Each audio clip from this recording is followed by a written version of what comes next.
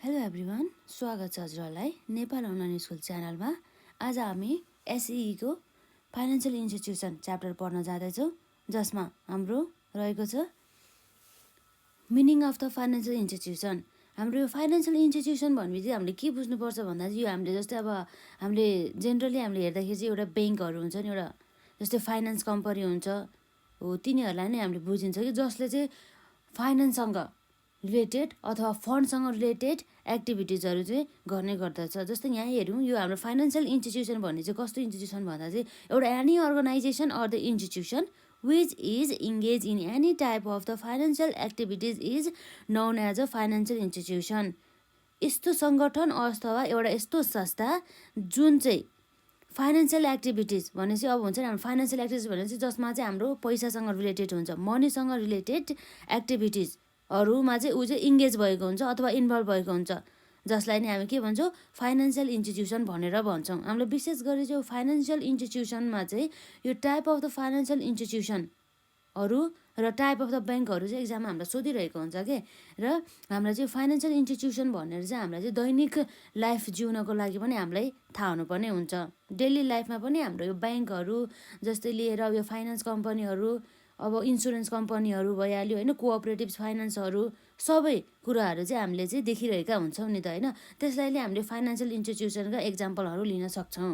र हाम्रो जस्तै नेपालको कन्टेक्स्टमा भन्नुपर्दा चाहिँ एउटा बोर्ड हुन्छ कि, एउटा मेन बोर्ड, एउटा मेन ब्याङ्क हुन्छ।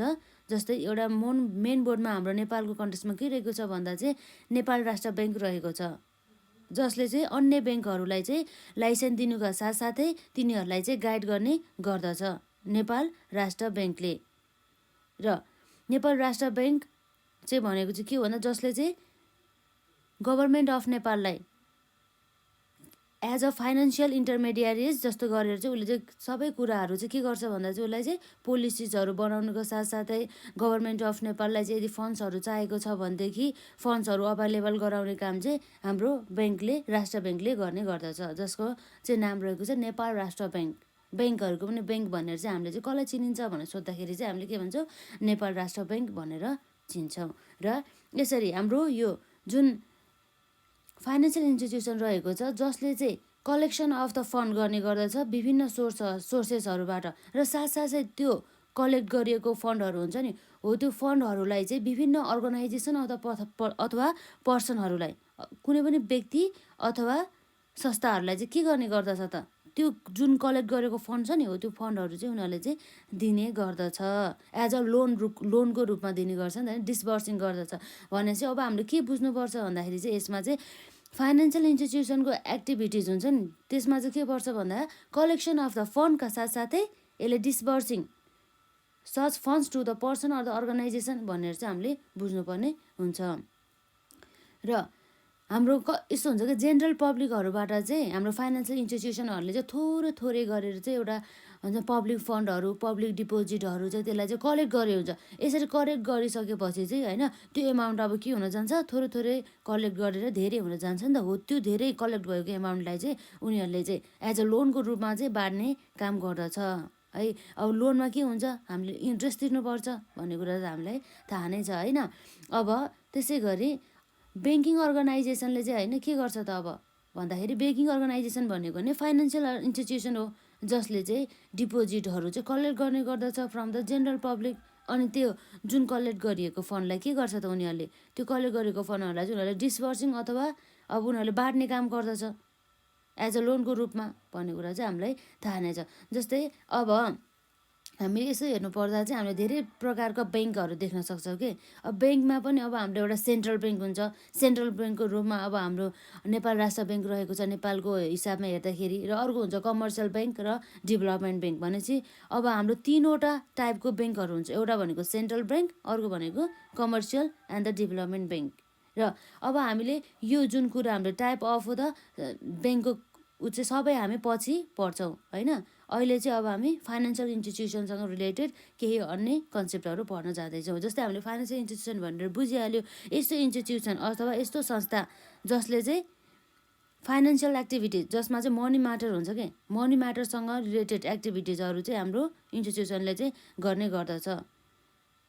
भन्ने कुरा चाहिँ यहाँ रहेको छ। र यसै गरी अब हाम्रो यो फाइनेन्सियल इन्स्टिट्युसनको पनि प्रकार रहेको छ। Type of the financial institution अन्तर्गत यसमा रहेको छ।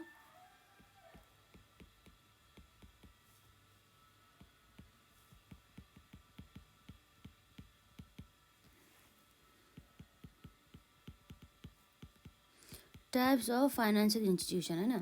फाइनेन्सियल इन्स्टिट्युसनको प्रकार अन्तर्गत हाम्रो जस्तै 5वटा रहेको छ। एउटा भनेको हाम्रो ब्याङ्क भयो, एउटा ब्याङ्क, र अर्को भनेको employees provident fund,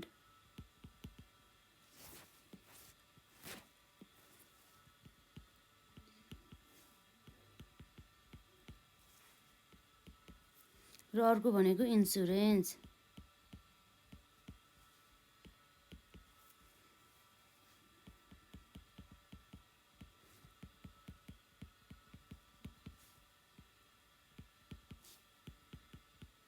citizen investment trust भइहाल्यो। र अर्को भनेको कोअपरेटिभ फाइनेन्स। यसरी चाहिँ हाम्रो फाइनेन्सियल इन्स्टिट्युसनको प्रकार अन्तर्गत 5वटा रहेको छ। एउटा भनेको ब्याङ्क, र अर्को भनेको इम्प्लोइज प्रोभिडेन्ट फन्ड र इन्सुरेन्स र सिटिजन इन्भेस्टमेन्ट ट्रस्ट, र अर्को भनेको लास्टमा रहेको छ हाम्रो कोअपरेटिभ फाइनेन्स रहेको छ। यसरी चाहिँ हामीले 5वटा प्रकारहरू चाहिँ हामीले फाइनेन्सियल इन्स्टिट्युसनको चाहिँ देख्न सक्दैछौँ होइन। र यसरी हामीले सुरुमा हामीले कुरा गर्नु पर्दा ब्याङ्कको बारेमा हामी कुरा गरौँ है। र हामीले ब्याङ्क भनेपछि के हो भन्ने कुरा हामी हेरौँ है त। ब्याङ्क अन्तर्गत के रहेछ त हाम्रो ब्याङ्क भनेको। जस्तै अब यो ब्याङ्क भन्ने हुन्छ नि, यो ब्याङ्कले चाहिँ के गर्छ भन्दाखेरि चाहिँ मेन हुन्छ नि, सबै गर्ने भनेको नै कलेक्सन अफ द फन्ड हो। र फन्डलाई कलेक्सन गर्नुको साथसाथै यसले के गर्छ त, त्यसलाई चाहिँ डिस्पर्स गर्ने काम गर्छ। र साथसाथै अन्य फाइनेन्ससँग रिलेटेड एक्टिभिटिजहरू पनि हाम्रो ब्याङ्कले गर्ने गर्दछ। जस्तै हाम्रो यहाँ के रहेको छ भन्दा a bank is a one who is in the ordinary course of the his business receives the money which he pays by honouring cheque of the person from whom or whose activities receive भन्ने कुरा रहेको छ। जस्तै यो ब्याङ्कले चाहिँ अब के गर्छ, अब कुनै व्यक्तिले चाहिँ उसको खातामा चाहिँ अब पैसा डिपोजिट गरेको छ र त्यो डिपोजिट गरेको पैसा झिक्नको लागि चाहिँ चेकको युज गर्छ नि त। हो, त्यो चेकहरूलाई नै कलेक्ट गरेर उसले चाहिँ चेकको आधारमा चाहिँ फन्डहरू चाहिँ प्रदान गर्ने काम गर्छ भन्ने कुरा चाहिँ रहेको छ ब्याङ्ककोमा होइन। र ब्याङ्कले गर्ने भनेको त्यो जेनरली गर्ने भनेको त्यही नै हो, कलेक्सन अफ द फन्ड। त्यो कलेक्ट गरिएको फन्डलाई चाहिँ अब जेनरल पब्लिकबाट अब थोरै थोरै एमाउन्ट गरी कलेक्ट गरेको हुन्छ नि, त्यो फन्डहरू चाहिँ उनीहरूले चाहिँ के गर्ने गर्छ, त्यो डिस्पर्स गर्ने गरिदिन्छ एज अ लोनको रूपमा उनीहरूले बाँड्ने गरिन्छ। त्यो लोनमा चाहिँ अब के आउने भयो त, इन्ट्रेस्ट आउने भयो। त्यो लोन चाहिँ अब लङ टर्म लोन पनि हुन सकिन्छ, सर्ट टर्म लोन पनि हुन सकिन्छ। अब हाम्रो सर्ट टर्म लोन जस्तै ब्याङ्क ओभरड्राफ्टहरू पनि हुन सकिन्छ, ओडी लोनहरू भइहाल्यो होइन। र यसै गरी अब हामीले चाहिँ ब्याङ्कलाई पनि विभिन्न प्रकारमा विभाजन गर्न सकिन्छ। हो, यो चाहिँ हाम्रो चाहिँ एकदम एक्जामको लागि एकदम इम्पोर्टेन्ट क्वेसन हो यो, काइन्ड अफ द ब्याङ्क अन्तर्गत होइन। काइन्ड अफ ब्याङ्क जुन चाहिँ हामीलाई चाहिँ एक्जाममा एकदमै सोधिरहेको हुन्छ, यसमा हामी लेख्छौँ इम्पोर्टेन्ट भनेर। काइन्ड अफ द ब्याङ्क भन्छ ब्याङ्कको प्रकार। जस्तै हामीलाई ब्याङ्कले गर्ने उनीहरूको कारोबार हुन्छ नि, उनीहरूको फङ्सनको आधारमा चाहिँ ब्याङ्कलाई चाहिँ हामीले विभिन्न प्रकारमा चाहिँ विभाजन गऱ्यौँ। जुन अघि भनेको हामीले के थियो, सेन्ट्रल ब्याङ्क, कमर्सियल ब्याङ्कहरू भइहाल्यो है। र अब हाम्रो डेभलपमेन्ट ब्याङ्कहरू भयो। यसरी चाहिँ हामीले पढेका छौँ है। रहेको छ bank are grouped under different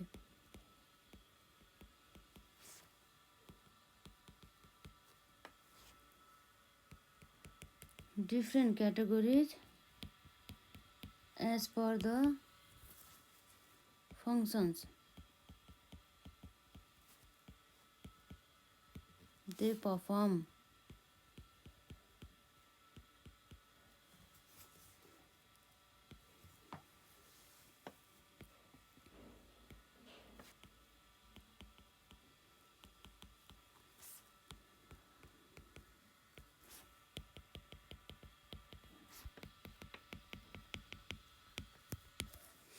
जस्तै banks are grouped under different categories as per the functions they perform the followings banks exist in the Nepal भन्ने कुरा रहेको छ है।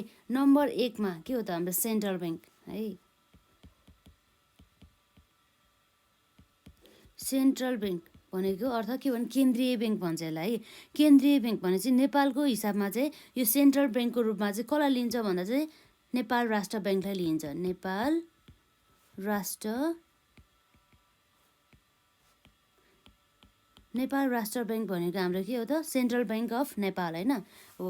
यसरी चाहिँ हाम्रो सेन्ट्रल ब्याङ्कको रूपमा रहेको हुन्छ। त्यो जुन सेन्ट्रल ब्याङ्कले चाहिँ अब के गर्छ भन्दाखेरि चाहिँ एज अ हेडको रूपमा चाहिँ काम गर्छ के, जसले चाहिँ सम्पूर्ण ब्याङ्कहरूलाई चाहिँ गाइड गर्छ र उसले चाहिँ टाइम टु टाइम भने अर्थ के हो भन्दा समयमा विभिन्न समयमा हुन्छ नि केही समयको ग्याप राख्दै र केही समयमा उनीहरूले चाहिँ डिरेक्टिभ्सहरू साथसाथै पोलिसिजहरू प्लान्सहरू चाहिँ पठाउने काम चाहिँ हाम्रो सेन्ट्रल ब्याङ्कले गर्दछ र गभर्मेन्ट अफ नेपाललाई यसले फन्डिङ गर्ने काम पनि हाम्रो नेपाल राष्ट्र ब्याङ्कले नै गर्दछ। फन्डिङ भनेको अर्थ के हो भन्दा चाहिँ गभर्मेन्ट अफ नेपाललाई पैसा चाहिएको बेलामा अर्थात् के भन्छ उनीहरूलाई क्यास चाहिएको बेला चाहिँ त्यो सबै अभाइलेबल गर्ने काम अथवा लोन चाहिएको बेलामा चाहिँ सबै अभाइलेबल गर्ने काम हाम्रो नेपाल राष्ट्र ब्याङ्कले नै गर्ने गर्दछ।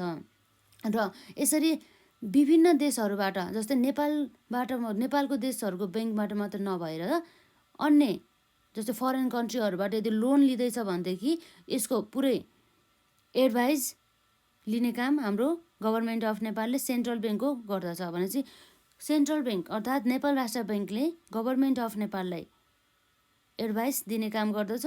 लोन लिने कि नलिने, लिए पनि कति टाइम अवधिको लिने र कति रेट अफ इन्ट्रेस्टमा लिने भन्ने कुरा चाहिँ सबै कुरा चाहिँ हाम्रो यो एडभाइस दिने काम चाहिँ हाम्रो सेन्ट्रल ब्याङ्कले गर्छ। त्यसै कारणले गर्दा हाम्रो सेन्ट्रल ब्याङ्कलाई adviser of the government of Nepal भनेर पनि हामीले चिनिन्छौँ है।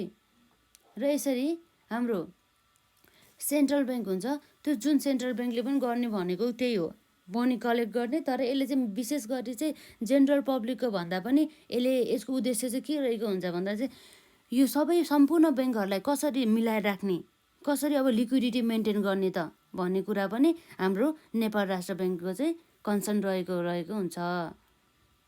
जस्तै अब यहाँ रहेको छ the bank which is involve in the monetary management by maintaining economic policy safety of money and helping the government further repair the development of country mobilising unused capital for establishment of big projects and the programs in the country is known as a central bank भनिरहेको छ होइन। Central bank controls monetary systems and the regulates the activities of all the banks and the financial institution. It needs to develop the banking system, issue of the notes, exchange foreign currencies and the perform the functions as a development bank भन्ने कुरा। जस्तै यसले चाहिँ अब main हाम्रो monopoly रहेको हुन्छ कि अथोरिटीमा यो हाम्रो नेपाल राष्ट्र ब्याङ्कसँग मात्रै एउटा यस्तो अथोरिटी हुन्छ जसले चाहिँ सेक्युरिटिजहरूदेखि लिएर अब इस्यु अफ द नोट्स हुन्छ नि ब्याङ्क नोट्स हुन्छ नि जस्तै अब हाम्रो कोइन्सहरू हुन्छ जुन हाम्रो पैसाहरू हुन्छ त्यो सबै हाम्रो चाहिँ छाप्ने काम चाहिँ हाम्रो कसले गर्छ नेपाल राष्ट्र ब्याङ्कले गर्छ। नेपाल राष्ट्र ब्याङ्कले बाहेक अरू कुनै पनि यस्तो संस्थाले चाहिँ अथोरिटी पाएको हुँदैन भने चाहिँ मोनोपोली अथोरिटी रहेको छ हाम्रो नेपाल राष्ट्र ब्याङ्कसँग जसले चाहिँ अनि ब्याङ्क नोट्सहरूदेखि लिएर फरेन्सिक करेन्सीहरू चाहिँ इस्यु गर्न पाउँछ भन्ने कुरा चाहिँ रहेको छ यसमा। र उसले चाहिँ अब नेपाल राष्ट्र ब्याङ्क हुन्छ नि त्यसले चाहिँ अन्य ब्याङ्कहरूलाई कन्ट्रोल गर्ने र उनीहरूलाई यदि कुनै पनि ब्याङ्कहरू अथवा कुनै पनि व्यक्तिले चाहिँ एउटा ब्याङ्कको रूपमा चाहिँ एउटा संस्था इस्टाब्लिस गर्न चाहन्छ भनेदेखि उसले चाहिँ नेपाल इस्टाब्लिस गर्नुभन्दा अगाडि चाहिँ नेपाल राष्ट्र ब्याङ्कबाट चाहिँ स्वीकृति लिनुपर्ने हुन्छ अर्थात् अप्रुभल लिनुपर्ने हुन्छ भन्ने कुरा चाहिँ गर्ने गर्दछ। र सेन्ट्रल ब्याङ्क भने चाहिँ अब हाम्रो नेपालको हिसाबमा त नेपाल राष्ट्र ब्याङ्क नै भयो भन्ने कुरा चाहिँ हामीलाई पनि थाहा हुनुपर्छ। यसरी चाहिँ हाम्रो नेपाल राष्ट्र ब्याङ्कको अब्जेक्टिभ भन्ने कुरा यहाँ रहेको छ है। जस्तै हाम्रो objective of the central bank अन्तर्गत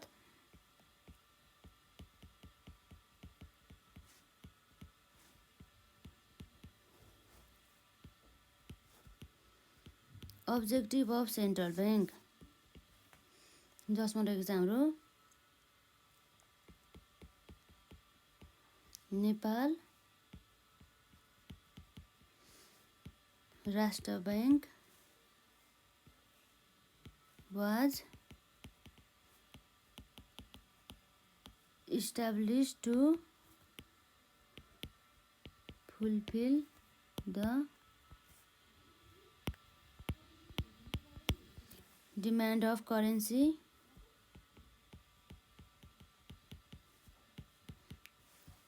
to maintain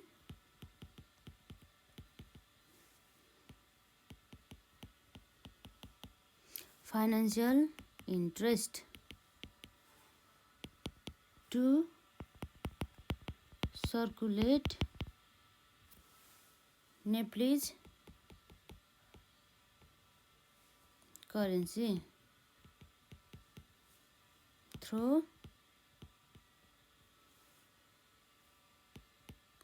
throughout the Kingdom of Nepal भनेको रहेको छ है to create stability in exchange rate of Nepalese currency to mobilize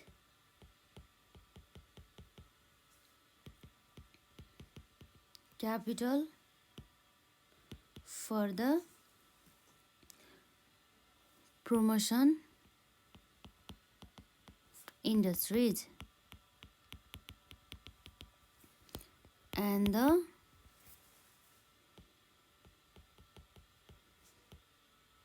development of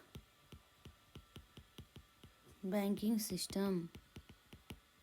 यसमा के रहेको छ objective of the central bank अन्तर्गत Nepal Rastra Bank was establish to fulfil the demand of the currency भने चाहिँ के भयो त यो नेपाल राष्ट्र बैंक जुन हाम्रो सेन्ट्रल बैंक हुन्छ नि त्यो इस्टाब्लिस किन भएछ भन्दा चाहिँ करेन्सीको डिमान्ड फुलफिल गर्नको लागि यसरी हामीलाई चाहिँ जति एमाउन्ट पैसा चाहिरहेको हुन्छ नि हो त्यसको डिमान्डको त्यो माग बमोजिम करेन्सीहरू चाहिँ उपलब्ध गराउनको लागि चाहिँ हाम्रो नेपाल राष्ट्र बैंक चाहिँ इस्टाब्लिस रहेको छ र साथसाथै टु मेन्टेन फाइनेन्सियल इन्ट्रेस्ट भने चाहिँ फाइनेन्सियल इन्ट्रेस्टहरू मेन्टेन गर्नको लागि जस्तै कति मान्छेहरूलाई अब फाइनेन्सहरू चाहिरहेको हुन्छ नि फन्डहरू चाहिरहेको हुन्छ नि त्यसलाई चाहिँ कसरी हिसाबले र कुन हिसाबले चाहिँ बाँड्ने र कति रेट अफ द इन्ट्रेस्ट लाउने भन्ने कुरा पनि सबै हाम्रो सेन्ट्रल ब्याङ्कले नै गर्ने गर्दछ र to circulate Nepalese currency throughout the kingdom of the Nepal to create stability in the exchange rate of the Nepalese currency and to mobilise capital for the promotion industries and the development of the banking system भन्ने कुरो रहेको छ र अब जस्तै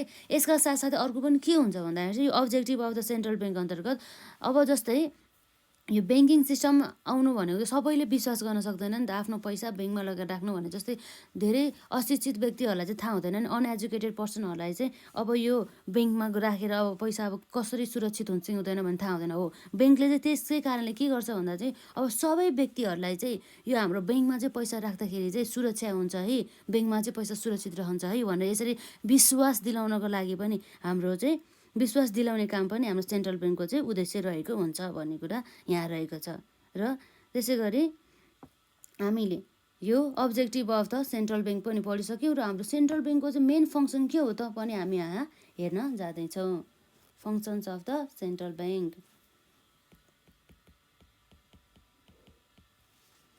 functions of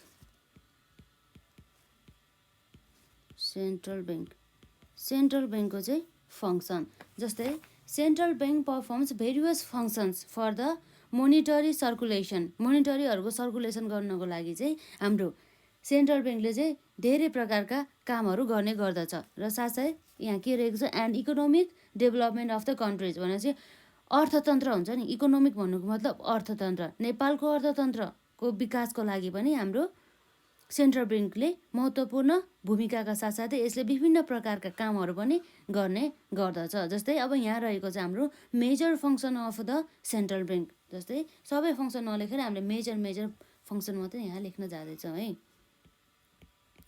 major function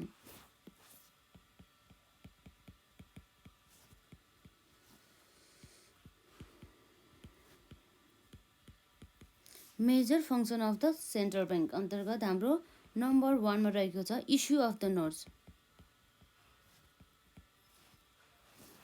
issue the notes भनौँ न, issues the notes. यो नोट्सहरू हुन्छ नि हो त्यसलाई, जस्तै हाम्रो नोटहरू हुन्छ नि, 10 रुपियाँको नोट होइन, 5 को, 100 को, 50 को, यसरी 1000 को, 500 को, यो सबै यो नोट्सहरू हुन्छ नि, यो सबै नोट्सहरू इस्यु गर्ने काम हाम्रो सेन्ट्रल ब्याङ्कले नै गर्ने गर्दछ। सेन्ट्रल ब्याङ्क भने चाहिँ कुन भयो त? नेपाल राष्ट्र ब्याङ्क नै भयो होइन। Central bank has got the monopoly power. उसँग चाहिँ के हुन्छ त? एउटा आफूले मात्रै गर्न पाउने कि अरू कसैले गर्न पाउँदैन, मोनोपोली, एकतन्त्र भन्छ नि, monopoly power to issue the notes. It issue metal coins and the paper notes. It needs to take permission from the government of Nepal for the issue of the notes and the currencies because government should be responsible for the non-payment of the value of the currency through Nepal Rastra bank भन्ने कुरा चाहिँ यहाँ रहेको छ। यसरी चाहिँ कसको authority लिनुपर्ने छ त? गभर्मेन्ट अफ नेपालको चाहिँ यसले अप्रुभल लिनुपर्ने रहेछ अथवा पर्मिसन लिनुपर्ने रहेछ यसरी ब्याङ्क नोट्स अथवा कोइन्सहरू चाहिँ इस्यु गर्नुभन्दा अघि। र यसरी इस्यु गर्ने नोट्स हुन्छ नि, नोट्सहरू इस्यु गर्ने अथोरिटी चाहिँ ओन्ली हाम्रो सेन्ट्रल ब्याङ्कले मात्रै पाएको हुन्छ, जसमा चाहिँ एकतन्त्र अर्थात् मोनोपोली चाहिँ रहेको हुन्छ। मोनोपोली पावर भनौँ न यसलाई होइन, monopoly power to issue the notes भनेर चाहिँ हामीले बुझ्नुपर्ने हुन्छ। जस्तै हाम्रो कोइनमा पनि अब कस्तो हुन्छ, 1 को, 2 को, 5 को गरेर हाम्रो कोइनहरू हुन्छ र साथसाथै अब हाम्रो नोट्सहरूमा पनि 1 को, 2 को, 5 को, 10, 20, 25, अहिले 25 को त छैन होइन, 100, 50 त्यस्तो गरेर चाहिँ हाम्रो नोट्सहरू चाहिँ इस्यु गर्ने काम चाहिँ हाम्रो मोनोपोली पावर चाहिँ हाम्रो जस्ट सेन्ट्रल ब्याङ्कलाई मात्रै रहेको छ भन्ने कुरा चाहिँ यसमा रहेको छ है, यसको functions of the central bank अन्तर्गत। र साथै अर्को भनेको हाम्रो फङ्सन्स अफ द सेन्ट्रल ब्याङ्कमा performs function as a government bank भनेपछि गभर्मेन्टको, नेपाल गभर्मेन्टको ब्याङ्कहरूको ब्याङ्कको रूपमा चाहिँ हाम्रो सेन्ट्रल ब्याङ्कले चाहिँ काम गर्ने गर्दछ। जस्तै ब्याङ्कसँग रिलेटेड हुन्छ, ब्याङ्कसँग रिलेटेड सबै एक्टिभिटिजहरू चाहिँ प्रायः जसो ब्याङ्कसँग रिलेटेड एक्टिभिटिजहरू चाहिँ नेपाल राष्ट्र ब्याङ्कको थ्रुबाट नै गर्ने गर्दछ। जस्तै ब्याङ्किङ फेसिलिटिजहरू हुन्छ नि, जस्तै अब मनीहरू अनि कलेक्ट गर्नुको साथसाथै मनीहरू पनि दिने हुन्छ नि, फन्डहरू कलेक्ट गर्ने अनि त्यसरी त्यो फन्डहरूलाई चाहिँ फेरि अब युज गर्ने एज अ लोनको रूपमा, सबै त्यो कामहरू चाहिँ गभर्मेन्टको हकमा चाहिँ हाम्रो सेन्ट्रल ब्याङ्कले नै गर्ने गर्दछ। जस्तै it provides the banking facilities to the government offices that is the department and the ministries. It also spends the money from the consolidated fund account. जस्तै अब हाम्रो के हुन्छ त? collect the revenue of the government, pays expenditure of the government as per the directions of the government and the bill passed by the parliament भन्ने कुरा रहेको छ। सबै कुरा चाहिँ अब रेभेन्यू कलेक्टिङ गर्नुदेखि लिएर साथसाथै अब सबै हुन्छ नि एक्सपेन्सेसहरू पेड गर्ने हो, त्यो सबै काम पनि हाम्रो ब्याङ्कले नै, सेन्ट्रल ब्याङ्कले नै गर्ने गर्दछ गभर्मेन्टको लागि होइन। Government can take a loan from the Nepal Rastra Bank when necessary. जब आवश्यक पर्छ नि हो, त्यो आवश्यक परेको बेला चाहिँ हाम्रो नेपाल राष्ट्र ब्याङ्कबाट चाहिँ गभर्मेन्ट अफ नेपालले चाहिँ लोन लिने गर्दछ। र Nepal Rastra bank acts has already stated that the Nepal Rashtra Bank should perform work as the government bank, advisor of the government of the Nepal and the agent of the kingdom of the Nepal भनेपछि हाम्रो Nepal Rastra bank act अनुसार अब के हुन्छ, यो Nepal Rastra bank एक्टको नियम अनुसार चाहिँ हाम्रो नेपाल राष्ट्र ब्याङ्कले गभर्मेन्टको चाहिँ एज अ गभर्मेन्ट ब्याङ्क र adviser of the government bank र government of Nepal and the agent of the kingdom of the Nepal भएर चाहिँ काम गर्नुपर्छ भन्ने कुरा चाहिँ हाम्रो एक्टले नै तोकिएको छ। त्यो एक्ट भनेको के हो त? नेपाल राष्ट्र ब्याङ्क एक्ट भन्ने कुरा चाहिँ यहाँ रहेको छ। यसरी अर्को नम्बर हाम्रो 3 मा रहेको छ इम्पोर्टेन्स भन्दा चाहिँ functions of the central bank अन्तर्गत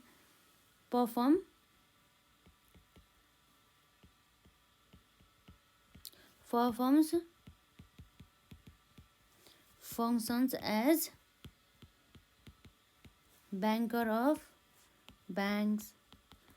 के भन्दा चाहिँ अब भनिहाल्यो नि अघि नै, अब यो एउटा सेन्ट्रल ब्याङ्क भएपछि यसले चाहिँ सबै ब्याङ्कहरूलाई चाहिँ गाइड गर्नुपर्छ, तिनीहरूलाई डिरेक्सन दिनुको साथसाथै उनीहरूलाई अब विभिन्न प्रकारका अब सुविधाहरू पनि दिनुपर्ने हुन्छ हाम्रो ब्याङ्क सेन्ट्रल ब्याङ्कले, होइन। भनेदेखि अब यहाँ के भनेको छ भने perform the function as the banker of the bank छ भन्दै कुनै पनि यस्तो संस्था, यस्तो कुनै पनि इन्स्टिट्युसन जुन चाहिँ एज अ ब्याङ्कको रूपमा चाहिँ काम गरिरहेको छ त्यसलाई चाहिँ यदि कुनै पनि बेलामा चाहिँ फन्डहरू आवश्यक पर्न सकिन्छ नि त, कहिले के हुन्छ, होइन। हो त्यस्तो अवस्थामा चाहिँ उसलाई सबै ब्याङ्कले चाहिँ भनौँ सेन्ट्रल ब्याङ्कले चाहिँ एज अ फाइनेन्सियल एडभाइजर जस्तै लिएर उसलाई चाहिँ फाइनेन्सहरू चाहिँ प्रोभाइड गर्नुका साथसाथै अन्य फङ्सन्सहरूमा अन्य ब्याङ्कसँग रिलेटेड अरू कारोबारहरू चाहिँ सम्पन्न गर्नको लागि चाहिँ हाम्रो ब्याङ्कले चाहिँ हेल्प गर्ने गर्दछ। ब्याङ्क भन्ने मतलब सेन्ट्रल ब्याङ्कले चाहिँ हेल्प गर्ने गर्दछ। It has got right to receive, right to give a permission establish bank in the country भने चाहिँ अब यस्तो हो कि कुनै पनि नयाँ ब्याङ्क, कुनै पनि व्यक्तिले चाहिँ अब म चाहिँ नयाँ ब्याङ्क चाहिँ खुल्छु अथवा कुनै पनि इन्स्टिट्युसनले चाहिँ म अब ब्याङ्क खोल्छु भने चाहिँ यदि चाहिँ उसले चाहिँ सबै कुराहरू फुलफिल गर्यो भनेदेखि, जस्तै ब्याङ्क इस्टाब्लिस गर्नको लागि सबै रिक्वायरमेन्टहरू चाहिँ हाम्रो लले भनेअनुसार फुलफिल गर्यो भनेदेखि त्यस्तो अवस्थामा हाम्रो यो सेन्ट्रल ब्याङ्कले ब्याङ्कहरूलाई चाहिँ पर्मिसन दिने गर्दछ कि अब ल इस्टाब्लिस गर भनेर उनीहरूलाई साथसाथै रजिस्टर पनि गरिन्छ है, र उनीहरूलाई एउटा सर्टिफिकेट पनि दिन्छ इस्टाब्लिस भइसकेपछि। र central bank has also got right to control the providing the banking facilities to the public, other bank need to take a suggested and the institution of the central bank भन्ने कुरा रहेको छ यसमा है। The other bank shall deposit certain percentage deposit into Nepal Rastra bank, such functions ensure the payment of the public deposit रहेको छ, होइन। अब के भन्दा सर्टेन हुन्छ नि, सर्टेन पर्सेन्टेज डिपोजिटको चाहिँ सर्टेन पर्सेन्टेज चाहिँ सेन्ट्रल ब्याङ्कमा चाहिँ डिपोजिट गर्नुपर्ने हुन्छ भन्ने कुरा चाहिँ रहेको छ। यो हाम्रो जस्तै ब्याङ्कहरूले अथवा फाइनेन्सियल इन्स्टिट्युसनहरूले सेन्ट्रल ब्याङ्कमा, होइन। र अर्को रहेको छ फोमा कन्ट्रोल्स फरेन एक्सचेन्ज। फरेन एक्सचेन्जहरूलाई कन्ट्रोल्स गर्ने काम सबै हाम्रो कसले गर्ने गर्दछ त? नेपाल राष्ट्र ब्याङ्क अर्थात् सेन्ट्रल ब्याङ्कले नै गर्ने गर्दछ। Controls foreign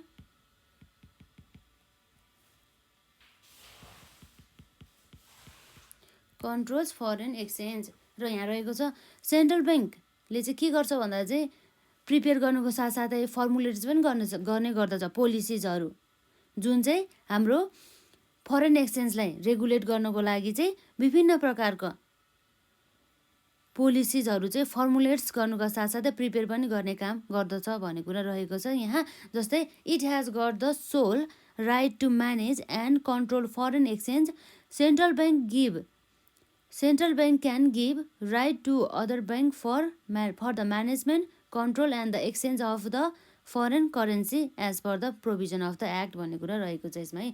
control foreign exchange भने चाहिँ फरेन एक्सचेन्जसँग सम्बन्धित सबै कारोबारहरू हाम्रो जस्तो नियमहरू हुन्छ, नियम बनाउने काम पनि हाम्रो नेपाल राष्ट्र ब्याङ्कले नै गर्ने गर्दछ। र साथसाथै यो फरेन एक्सचेन्जलाई कन्ट्रोल गर्ने र यसलाई रेगुलेट गर्ने काम पनि हाम्रो सेन्ट्रल ब्याङ्क अर्थात् नेपाल राष्ट्र ब्याङ्कले नै गर्ने गर्दछ।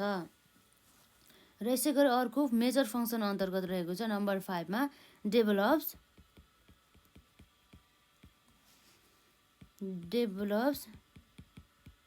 Banking system. ब्याङ्किङ सिस्टमहरूलाई चाहिँ डेभलप्स गर्ने। जस्तै central banks gives permission to the individual or the institution to establish the bank against the deposit provided by them as per the rule भन्ने कुरा रहेको छ है। जस्तै अब कुनै पनि व्यक्ति अथवा संस्थाले चाहिँ अब म चाहिँ ब्याङ्क चाहिँ इस्टाब्लिस गर्छु भनेर आयो भनेदेखि त्यस्तो अवस्थामा चाहिँ पर्मिसन दिने, ल इस्टाब्लिस गर, यदि सबै कुराहरू फुलफिल गरेको छ भनेदेखि चाहिँ यसरी पर्मिसन दिने काम चाहिँ हाम्रो नेपाल राष्ट्र ब्याङ्कले नै गर्दछ। र central bank provides the direction, उनीहरूलाई डिरेक्सन पनि प्रोभाइड गर्ने काम गर्छ। र साथसाथै and the help them providing financial and the administrative help for their development भने चाहिँ ब्याङ्किङहरूको भर्खर इस्टाब्लिस भएका ब्याङ्कहरूको वृद्धि विकासको लागि, उनीहरूको चाहिँ विकासका लागि चाहिँ विभिन्न प्रकारको अब एडमिनिस्ट्रेटिभ हुन्छ नि, प्रशासनिक क्षेत्रहरूमादेखि लिएर विभिन्न प्रकारका सुविधाहरू पनि हाम्रो सेन्ट्रल ब्याङ्कले नयाँ ब्याङ्कहरूलाई चाहिँ दिने गर्दछ भन्ने कुरा यहाँ रहेको छ। र central bank perform the functions of the supervision of the other banks, जसले चाहिँ के गर्दो रहेछ त हाम्रो सेन्ट्रल ब्याङ्कले सुपरभिजन अफ द ब्याङ्क गर्ने गर्दछ, अदर ब्याङ्कहरूको चाहिँ सुपरभिजन गर्ने रहेछ। र यसै गरी के छ यहाँ, gives direction and helps to the bank for their development, it helps to develop the banking habit of the people to made the international financial system and the circulation of the capital रहेको छ है। यसरी हाम्रो develops banking system सँगसँगै अर्को हाम्रो major functions of the राष्ट्र bank, Nepal Rastra bank रहेको छ नम्बर 6 मा।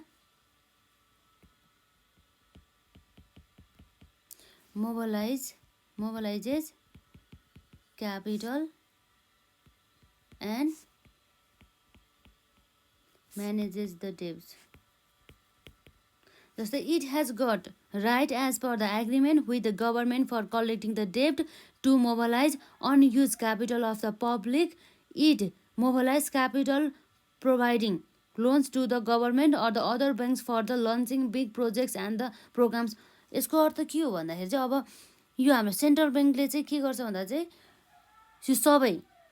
सबै पब्लिकबाट कलेक्ट भएको फन्डहरू चाहिँ कुनै यस्तो अनयुज भएर रहेको हुन्छ नि, हो त्यो अनयुज रहेको एमाउन्टलाई चाहिँ युटिलाइज गर्ने काम चाहिँ हाम्रो नेपाल राष्ट्र ब्याङ्कले गर्दछ। र यसरी एमाउन्ट त्यो जुन युज गर्छ नि त्यो युज कहाँ गर्ने हो भन्दा चाहिँ त्यो एमाउन्टहरूलाई चाहिँ एज अ लोनको रूपमा चाहिँ गभर्मेन्ट अफ नेपाल अथवा जेनरल पब्लिकहरूलाई अथवा कुनै पनि एउटा प्रोजेक्टहरू छन् हुन्छ नि बिग प्रोजेक्टहरू हो त्यसमा चाहिँ इन्भेस्ट गर्ने गर्दछ अथवा यसमा तिनीहरूलाई चाहिँ लोनको रूपमा चाहिँ प्रोभाइड गर्ने गर्दछ भन्ने कुरा रहेको छ।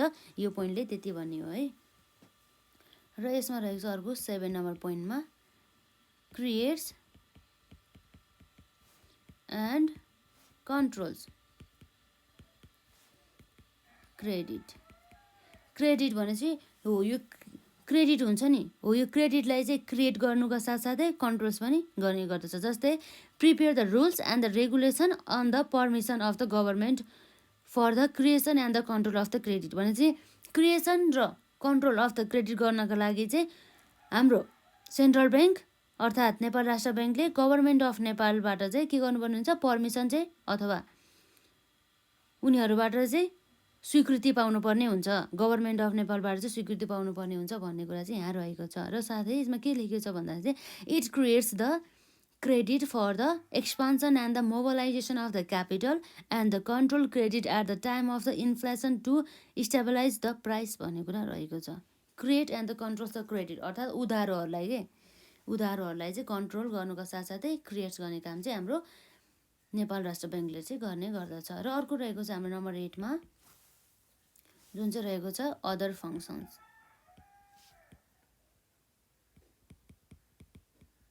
हामीले पोइन्ट नम्बर 1 देखि 7 नम्बरसम्म गरिएको फङ्सन बाहेक अरू फङ्सन पनि हाम्रो नेपाल राष्ट्र ब्याङ्कले गर्ने गर्दछ भन्ने कुरा चाहिँ रहेको छ। जस्तै यसले security of the cash of the other ब्याङ्क्सहरू भइहाल्यो र purchase and the sales securities अनि open LC in the name of the government and the other banks, transfer moneys on behalf of the other banks and the maintain relations with the banks of the other countries, stand as a representative of the countries in the functions of the International Monetary Fund, performs function as a last lender and gives the information but about the monetary positions of the country भन्ने कुरा। जस्तो other फङ्सन्समा जस्तै यसले चाहिँ किन्नुका साथसाथै बेच्ने केलाई भन्दा सेक्युरिटिजहरूलाई सेक्युरिटिजहरूलाई चाहिँ पर्चेस गर्ने र सेल्स गर्ने र साथसाथै यसले चाहिँ सेक्युरिटी अर्थात् यसलाई के भन्छ भन्दा यसले एज अ उयो गर्ने ग्यारेन्टी प्रोभाइड गर्ने भन्न खोजेको के हो, security of the cash of the other ब्याङ्क्सको रूपमा पनि यसले काम गर्ने गर्दछ भन्ने कुरा चाहिँ रहेको छ। र यसरी हामीले major functions of the central bank अन्तर्गत हामीले 8वटा कुरा पढ्यो, जसमा हाम्रो के रहेको थियो त यसमा इस्यु द नोट्सहरू इस्यु गर्ने साथसाथै कोइन्सहरू पनि र performs the functions as a government bank है। र अर्को भनेको performs functions as a banker of the banks and the अर्को भनेको यसमा कन्ट्रोल्स द फरेन एक्सचेन्ज र डेभलप्स ब्याङ्किङ सिस्टम र mobilises the capital and the manages the डेब्ट एन्ड द 7 नम्बरमा creates and the controls the credit र number 8 मा रहेको छ अदर फङ्सन्स, अरू फङ्सन्सहरू पनि होइन। यसरी हामीले major functions of the central bank पनि हेऱ्यौँ। र अब हामीले यसभन्दा अघि हेरेका थियौँ objective of the central bank अन्तर्गत Nepal Rastra Bank was establish to fulfil the demand of the currency to maintain financial interest to circulate Nepalese currency throughout the kingdom of the Nepal to create stability in exchange rate of the Nepalese currency to mobilize capital for the promotions in industries and the development of the banking system भनेको रहेको छ क्या।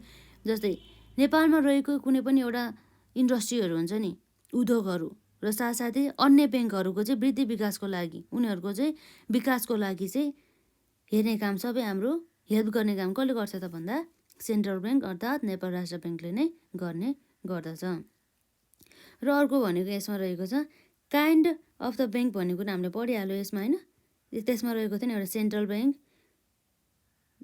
जस्तै हामीले central bank भर्खर हेऱ्यौँ र central ब्याङ्कपछि अब हाम्रो के थियो डेभलपमेन्ट ब्याङ्क भयो र त्यसपछि साथसाथै अर्को भनेको कमर्सियल ब्याङ्क हो। यसरी हामीले type of the financial institution अन्तर्गत पनि हामीले हेरिसकेको छ है। टाइप्स अफ द फाइनेन्सियल इन्स्टिट्युसनमा हाम्रो रहेको थियो एउटा ब्याङ्क, अर्को भनेको इम्प्लोइज प्रोभिडेन्ट फन्ड र अर्को भनेको इन्सुरेन्स र अर्को भनेको यसमा सिटिजन इन्भेस्टमेन्ट ट्रस्ट रहेको थियो र कोअपरेटिभ फाइनेन्स पनि हाम्रो फाइनेन्सियल इन्स्टिट्युसन अन्तर्गत नै पर्नेछ। यो सबै चाहिँ हाम्रो मनीसँग रिलेटेड हुन्छ कि फन्डसँग रिलेटेड एक्टिभिटिजहरूले गर्ने सबै संस्था अथवा सङ्गठनलाई हामीले फाइनेन्सियल इन्स्टिट्युसन भन्छौँ कि। र जस्तै अब हामीले फाइनेन्सियल इन्स्टिट्युसन भनेपछि के भयो भन्दा चाहिँ any organisation or the institution which is engage in any type of the financial activities is known as a financial functions भनेर चाहिँ फाइनेन्सियल इन्स्टिट्युसन भन्छ भनेर चाहिँ हामीले हेरिसक्यौँ है। यसरी हामीले सेन्ट्रल ब्याङ्क पनि पढिसक्यौँ होइन। अब हाम्रो आउँछ कमर्सियल ब्याङ्क। हाम्रो टाइप अफ द ब्याङ्कमा एउटा भयो सेन्ट्रल ब्याङ्क, अर्को भनेको हाम्रो के थियो बी नम्बरमा मानौँ यसलाई कमर्सियल ब्याङ्क थियो है। कमर्सियल ब्याङ्क जस्तै हाम्रो यो कमर्सियल ब्याङ्क भने चाहिँ हाम्रो जुन चाहिँ सेन्ट्रल ब्याङ्क होइन त्यसले चाहिँ अब कमर्सियल भन्ने जसले पनि मेन गरी उसको चाहिँ एक्टिभिटिज हुन्छ नि, मेन फङ्सन्स भनेको के हो भन्दा चाहिँ डिपोजिटहरूलाई एक्सेप्ट गर्ने र लोनहरू ग्रान्ट गर्ने टु द इन्डस्ट्रिज अथवा इन्डिभिजुअलहरूलाई अथवा कुनै पनि ट्रेडर्सहरूलाई। जस्तै किन चाहिँ उसले चाहिँ यसरी लोन प्रोभाइड गर्छ भन्दा चाहिँ प्रफिटहरू अर्निङ गर्नको लागि। जस्तै प्रफिट कसरी अर्निङ हुन्छ भन्दा जस्तै इन्ट्रेस्टहरूबाट उसको लागि चाहिँ आम्दानीहरू हुन्छ नि त हो भन्ने कुरा चाहिँ यहाँ रहेको छ। जस्तै अब हाम्रो कमर्सियल ब्याङ्कमा छोटो लेखौँ यसमा banks which are established to accept deposit and grant loan to the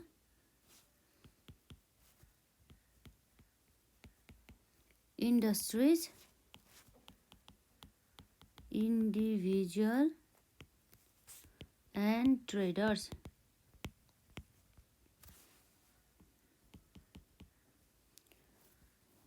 with the purpose of earning profit are known as commercial bank।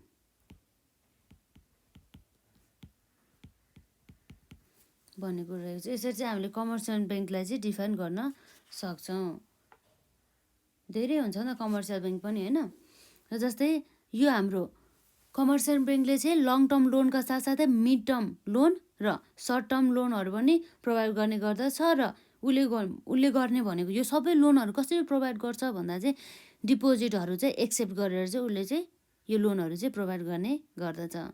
र यसरी हामीले कमर्सियल ब्याङ्क अहिले हुन्छ नि नाउ डेज एकदमै पपुलर रहेको छ कि एकदमै। र यसरी commercial banks are establish as the joint stock company. Establishment of the commercial bank is to accept as a deposit to the unused amount of the one type of the client and the promoting to another type of the client to use the such amount as a loan भन्ने कुरा चाहिँ रहेको छ। जस्तै यसले चाहिँ अब भनौँ न धेरै दीर्घकालीन लोन भन्छ कि यसलाई, लङ टर्म लोनलाई र मिड टर्म लोन र सर्ट टर्म लोनहरू चाहिँ यसले चाहिँ प्रोभाइड गर्ने गर्दछ र त्यो लोनहरूमा चाहिँ उसले इन्ट्रेस्ट कलेक्ट गर्ने गर्छ। त्यो इन्ट्रेस्ट भनेको नै हाम्रो कमर्सियल ब्याङ्कको लागि चाहिँ के हुन्छ आम्दानीको रूपमा रहेको हुन्छ।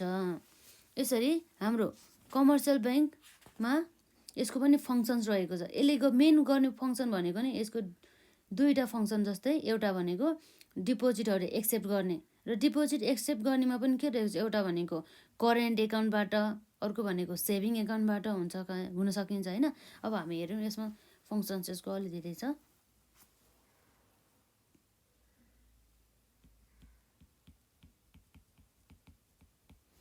Functions of commercial bank. Commercial ब्याङ्कको फङ्सन अन्तर्गत हाम्रो यसमा रहेको छ, फर्स्टमा यसको काम भनेको डिपोजिटहरूलाई एक्सेप्ट गर्ने, एक्सेप्ट डिपोजिटहरूलाई के गर्ने गर्दछ, एक्सेप्ट गर्ने गर्दछ। र यो जुन डिपोजिटहरू एक्सेप्ट गर्ने भनेको तीनवटा एकाउन्टबाट यसले एक्सेप्ट गरिन्छ। एउटा भनेको करेन्ट एकाउन्ट, चल्ती खाता भन्छ यसलाई है, करेन्ट एकाउन्ट, र अर्को भनेको सेभिङ एकाउन्ट हुने गर्दछ। र यसै गरी अर्को भनेको यसमा के हुन्छ, फिक्स डिपोजिटहरू हुने गर्दछ। जस्तै हाम्रो करेन्ट एकाउन्ट भनेको चाहिँ एउटा यस्तो एकाउन्ट हो जसमा चाहिँ अब कुनै पनि अब इन्ट्रेस्ट नै हुँदैन, इन्ट्रेस्ट नै दिँदैन। त्यो करेन्ट एकाउन्टमा हालिएको पैसाहरूमा चाहिँ ब्याङ्कले चाहिँ इन्ट्रेस्ट दिँदैन कुनै पनि व्यक्ति अथवा संस्थालाई।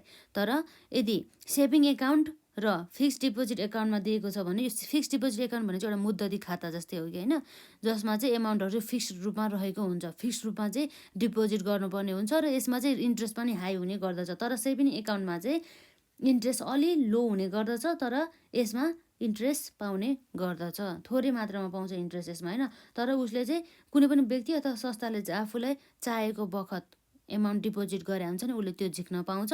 तर फिक्स्ड डिपोजिटको हकमा चाहिँ, यो फिक्स्ड डिपोजिट एकाउन्टको हकमा के हुन्छ भन्दा, यसमा चाहिँ आफूलाई पैसा चाहेको बेला जति मलाई त्यतिखेर चाहिँ झिक्न पाउँदैन, कुनै समय अवधि पछि मात्रै चाहिँ फिक्स्ड डिपोजिटबाट चाहिँ झिक्न पाइन्छ भन्ने कुरा चाहिँ रहेको छ। यसरी यति नै हो होइन, खासै केही कन्सेप्ट त छैन होइन। र अर्को बीमा भनेको हाम्रो प्रोभाइड्स लोन प्रोभाइड गर्ने हो नि त, प्रोभाइड्स लोनहरू प्रदान गर्ने। जस्तै यसरी यो सुरुमा एक्सेप्ट यो डिपोजिटहरू पुरै कलेक्ट गरे हुन्छ नि, हो यो डिपोजिट कलेक्ट गरेपछि अब यो डिपोजिट कलेक्ट गरेर मात्रै राखेर भएन, उसले त यसलाई यसबाट पनि अब अनि फेरि यसलाई लोनको रूपमा यसले प्रोभाइड गर्नु पऱ्यो, अनि मात्रै त उसलाई इन्ट्रेस्ट आउँछ नि त होइन। हो त्यसै गरी चाहिँ यसरी कलेक्ट गरेको एमाउन्ट नम्बर 1 पोइन्टमा कलेक्ट गरेको एमाउन्टहरू चाहिँ नम्बर 2 पोइन्टमा आएर चाहिँ लोन चाहिँ प्रदान गर्ने गर्दछ। र यसमा पनि इन्ट्रेस्टहरू के गर्ने गर्दछ, कलेक्ट गर्ने गर्दछ, इन्ट्रेस्ट कलेक्ट गर्ने गर्दछ यसमा पनि है। यसरी र यसरी हामीले दुईवटा फङ्सन पढ्यौँ। र अर्को रहेको चाहिँ हाम्रो यही फङ्सन अन्तर्गत ट्रान्सफर अफ द मनी। तर मेन फङ्सन भनेको चाहिँ दुइटै हो कि, त्यो भनेको एउटा accept deposit and the provides the loan, अथवा डिस्बर्सिङ अफ द लोन अथवा डिस्बर्सिङ अफ द फन्ड भन्ने कुरा रहेको छ है। ट्रान्सफर अफ द मनीहरूलाई चाहिँ ट्रान्सफर गर्ने भन्ने कुरा रहेको छ है यसमा। ट्रान्सफर्स मनीहरूलाई ट्रान्सफर गर्ने रे। Commercial bank transfers the amount of the public and the organisation from one place to the another place within the country or the outside the country or the one account to the another account with the help of the TTT draft, etc. Bank takes commission for performing this work. Bank transfer amount from one account to another account of the same bank or to the other bank which has the central relation भन्ने कुरा रहेछ। यो त बुझिहाल्नुहुन्छ होइन हजुरहरूले, यसमा खासै केही पनि एक्सप्लेनेसन गर्नुपर्ने जरुरत देख्दैन। र 4 नम्बरमा रहेको छ अर्को भनेको हाम्रो यसमा performs agency function. As a एजेन्ट्सको रूपमा चाहिँ यसले चाहिँ काम गर्ने गर्छ भन्नु खोजेको हो कि। जस्तै एजेन्ट्स कसरी चाहिँ एजेन्ट हुन जान्छ भन्दा चाहिँ यसले चाहिँ जस्तै it underwrites purchase or the shares and the debenture of the company, collects the income and the pays the expenditure, open LC etcetera. It takes the commission for his work, it collects the dividend and the interest on the behalf of the client and the pays to the concern client depositing in their account भन्ने कुरा रहेको छ। यसले चाहिँ as a commission लिन्छ, यसले agent भएपछि commission लिने भइहाल्यो होइन। र यसले एज अ अन्डर राइटर्स भएर चाहिँ यसले काम गर्ने गर्दछ, जसमा चाहिँ यसले चाहिँ अनि कम्पनीहरूको चाहिँ कुनै पनि कम्पनीहरूको सेयर तथा डिबेन्चरहरूलाई चाहिँ सेल गर्ने र त्यसमा पर्चेस गर्ने र त्यसमा त्यो काम गरेको बापत चाहिँ उसले चाहिँ कमिसनहरू चाहिँ लिने काम गर्दछ भन्ने कुरा चाहिँ यहाँ रहेको छ। र अर्को भनेको यसमा रहेको छ हाम्रो 5मा एक्सचेन्जेस फरेन करेन्सिजहरूलाई चाहिँ एक्सचेन्ज गर्ने काम चाहिँ हाम्रो यो कमर्सियल ब्याङ्कहरूले चाहिँ गर्ने गर्दछ। जस्तै commercial banks exchange the foreign currencies on the permission of the central ब्याङ्कको पर्मिसन लिनुपर्ने हुन्छ है। यसरी चाहिँ म चाहिँ अब फरेन करेन्सी चाहिँ यसरी एक्सचेन्ज गर्छु भनेर पाएन, उसले चाहिँ एउटा लाइसेन्स पाउनुपर्छ फरेन करेन्सी एक्सचेन्ज गर्नुको लागि, र साथै उसले चाहिँ त्यो लाइसेन्स पाएर मात्रै भएन र सुरुमा पर्मिसन पनि लिनुपर्ने भयो होइन। र जस्तै nowadays the commercial banks fix the rate of the foreign currency based on the market demand and the supply of the foreign exchange रहेको छ। यसरी हाम्रो नम्बर 5 पनि सक्यो। र 6मा रहेको छ यसमा helps in issue of shares. अघि भने जस्तै कुनै पनि कम्पनीहरूको अथवा कुनै पनि संस्थाहरूको यदि सेयर्स अथवा डिबेन्चरहरू चाहिँ सेल गर्नु छ भनेदेखि त्यस्तो अवस्थामा पनि ग्यारेन्टीहरू र एज अ ग्यारेन्टी प्रोभाइड गर्नुको साथसाथै एज अ एजेन्सीको रूपमा पनि काम गर्ने काम हाम्रो सबै कमर्सियल ब्याङ्कले नै गर्ने गर्दछ। जस्तै यहाँ रहेको छ bank sell shares and the debenture gives guarantee and the performs agency functions on the request of the company corporation and the other organization. Bank takes the commission from those organization against the issue of the shares on behalf of the them भन्ने कुरा रहेको छ। र अर्को number 7मा रहेको छ यसमा opens letter of credit. Letter of the credit अर्थात् यसलाई सर्ट फर्ममा के भन्छ एलसी भनिन्छ कि एलसी है।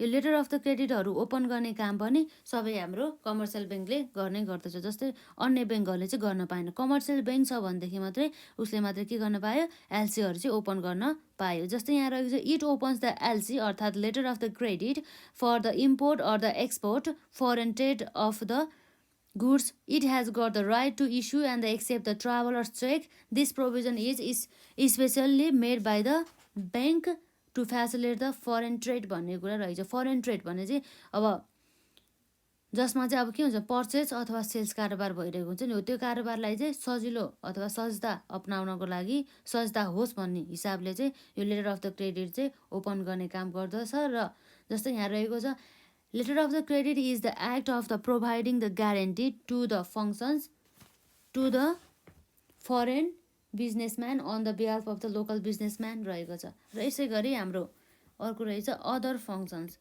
यसरी हामीले 1 देखि 7 नम्बर पोइन्टसम्म पढेको एउटा फङ्सन हुन्छ नि, त्यो फङ्सन्स बाहेक चाहिँ अरू फङ्सन्सहरू चाहिँ यसरी रहेको छ है। अदर पनि फङ्सन रहेको छ। अदर फङ्सन्समा रहेको छ यसले जस्तै लकरहरूमा गोल्डहरू किप गर्ने, साथसाथै सिल्भरहरूलाई र भ्यालुएबल आइटमहरूलाई सेफली राख्ने र कलेक्ट्स एन्ड अनि पब्लिस द फाइनेन्सियल इन्फर्मेसनहरू भइहाल्यो, र purchase and the sales bills of the एक्सचेन्जहरू, र प्रोभाइड्स अनि overdraft facility on the agreement etcetera रहेको छ यसरी अदर फङ्सनमा है। यसरी हामीले आज यस भिडियोमा एउटा कमर्सियल ब्याङ्कको बारेमा र सेन्ट्रल ब्याङ्कको बारेमा मात्रै पढ्छौँ, र अब हामी नेक्स्ट भिडियोमा डेभलपमेन्ट ब्याङ्कको बारेमा पढ्छौँ, र साथसाथै सेन्ट्रल ब्याङ्क र कमर्सियल ब्याङ्कसँग एउटा उनीहरू बिचको एउटा भिन्नता पनि हामी हेर्छौँ है। त्यो चाहिँ हाम्रो मेन गरी चाहिँ एक्जाममा सोधिरहेको हुन्छ कि। र हाम्रो रहेको छ हामीले आज पढेको भनेको यसमा के हो त एउटा भनेको कमर्सियल ब्याङ्क भयो होइन। कमर्सियल ब्याङ्क भन्ने बित्तिकै अब के भयो एउटा banks which are establish to accept the deposit grant loan to the industries individuals and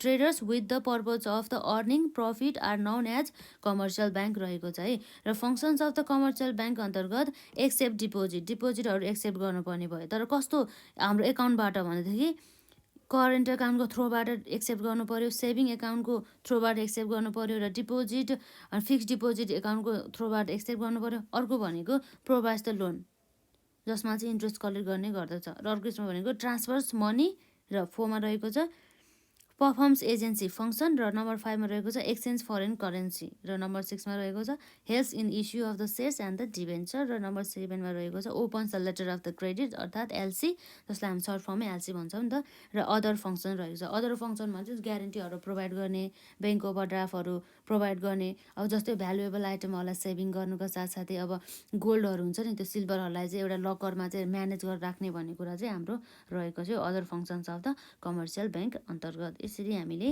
आज क्लास 10 को अकाउन्ट अन्तर्गत हामीले फाइनेन्सियल इन्स्टिट्युसनका केही भागहरू पढिसक्यौँ र हामी अब नेक्स्ट भिडियोमा हामी अन्य रिमेनिङ पोर्सनहरू पढ्छौँ र आजलाई यति नै।